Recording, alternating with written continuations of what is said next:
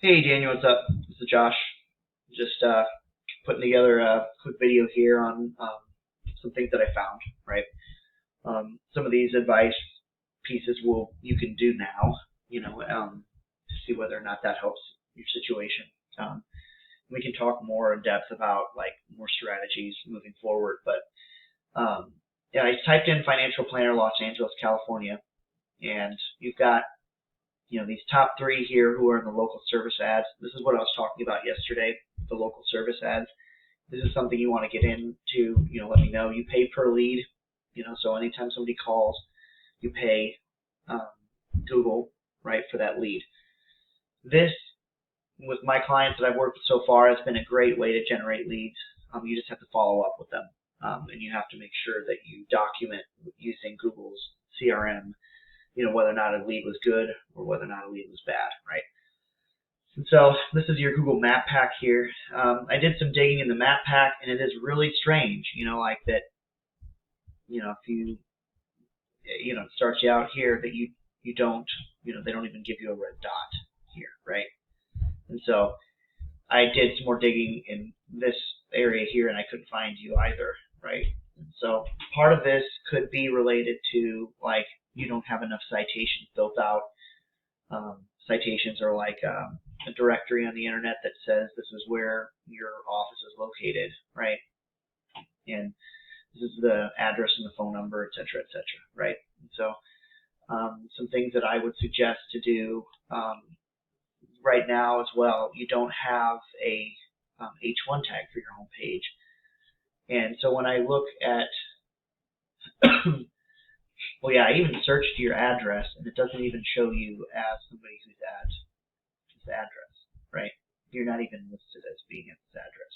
Maybe it's because you just moved to this address, and it's taking time to update, but it is kind of strange. I see you've got 10 Google reviews. The top person as well here has 42. I would suggest getting to that 42 number. There's different strategies for doing that. We can work with that, if that's something you want to pursue. Another thing here as well, you can post via Google as well. I would make sure you do some posting. For example, here's one of the businesses that I manage, and we do a post, right? You can create a post, and we post 5 days a week on all of our, like on the Google profile and on Facebook. My team will post. And so, it's just basic stuff, right? It's if I click on it, you have your neighborhood flooring contractors, right? You have a picture, and then make sure you put your your website address on there so that it gives you a backlink back to it. Something else that's really important that might help your Google Maps being recognized for it as well is that at Bestria, I don't know, I'm not completely familiar with Squarespace and building out websites.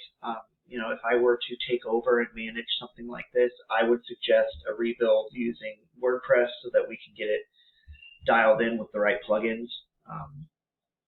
That's of course another expense, but it's one of those things that, like, I always put in like one of my sites here to do that.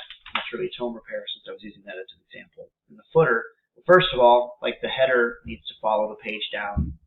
Google likes that. It helps with navigation.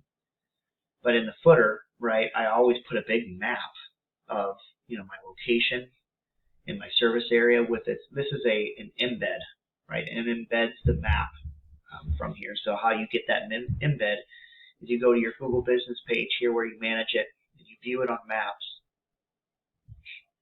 and then you hit the share button, right? And then you hit embed a map. And you can do a medium or small. I normally do a small. I don't know why I did a medium last time. Then you hit copy HTML.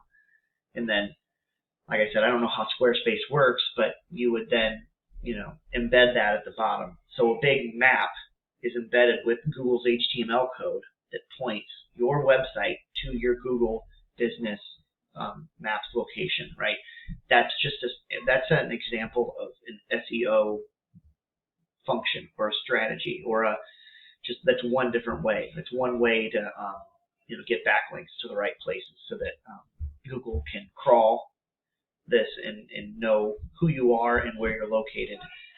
it improves your rankings. And so another thing as well, you don't have an H1 tag according to your source code. I did a search on your source code, and I'm not finding an H1 tag here. H1 tags are really important. It tells Google what it is that you do, right? Right now, Google doesn't know really what you do. So if we go to this guy here on Financial Planner Los Angeles, this dude here, David Ray or whatever, I clicked on his page. This is his H1 tag. I know because I looked at the code. H1 tag is right here. It's just LA, or, oh no, H1 tag is in between these two brackets. Financial Planner Los Angeles. That's what he's telling Google. This is what he does. So he's getting recognized for that keyword. And so I've got a tool here that kind of goes through and looks at what keywords you're being ranked for. Right now you have one keyword. Your website has 11 referring domains with one keyword, and you're not getting any average. Your monthly traffic, your average monthly traffic is 0 to your website with a domain rating of 1.1. Samuel Rad, this is another competitor. He does kind of like, he targets celebrities, I guess. He's one of these people here. This is Samuel Rad. He's in the map pack, right? His website's okay. I went to his website, and this is him. He's got a lot of content, which is good. Services. He does retirement planning, financial therapy for whatever that is, financial coaching, fixed index annuities, right? Like each one of these pages, real estate advice, right? Each one of these pages has content on it, right? Lots of content, which is good. It helps for Google to recognize you, and you're linking. Excuse me. You're linking out to the different articles that he's got, And so content is king in this world of this thing. And so he's got on average 197 people coming to his site. He's ranking for 243 keywords. Here are some of his keywords here. We could take a long time to dig through this, right? We can do a deep dive, and we can walk through this via Zoom if you want. You can get more in depth and figure out a good strategy that you want to work with. But the Financial Planner LA guy that I showed you as an example, like this guy is huge. This is his page. He's got 929 referring domains. He's ranking for 3,500 keywords. He's got on average 2,300 people coming to his website. But when I looked at like his organic keywords, some of these keywords have high search volume, but they're not buyer intent. In my opinion, California capital gains tax rate to 2021. I don't know if the people who are coming, he's getting 500 on average, 500 people to his website for that keyword here. But how many of those people are like really gonna, maybe they'll click on him and maybe if, even, 5% of those people click and call him and say, hey, I need help with financial planning. Maybe it's worth ranking for that keyword, right? But that keyword difficulty is a 58, meaning it takes a lot to rank for that keyword. And so we got to figure out a good strategy. What kind of keywords will be useful for you, right? Comedian Kathy Griffin net worth, right? 2,300 people search for that on average per month. It's got a low KD, and he's ranking on the first page for it, but he's only getting 88 people to his website. Are any of those 88 people interested in, working with him as a financial planner? Who knows? It's one of the situations where it's like this guy is spamming keywords just to try to maybe get in front of somebody who might call him, right? It's an expensive game. With keywords at this difficulty, I mean, he's spending, probably at least $5,000 a month to get ranked for these keywords. He's number 1 for long-term capital gains tax, California. That's a very generic keyword with a high keyword difficulty, right?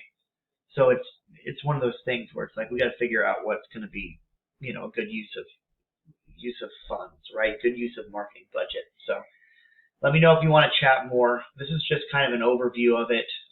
Your website's not bad. It's just that it needs more content. You need more pages. You need to answer Google's questions. When you search for Financial Planners Los Angeles, California, maybe you can start a blog on your website, right? And you name each blog title. What is a normal fee for a financial planner, right? You answer these questions in these blogs. I have my team do stuff like that. It's just, one of those things that, everything, you have to build things out. We have to do more of a deep dive on what it is that, you directly want to target. So let me know if you want to chat more, and we can set up a time.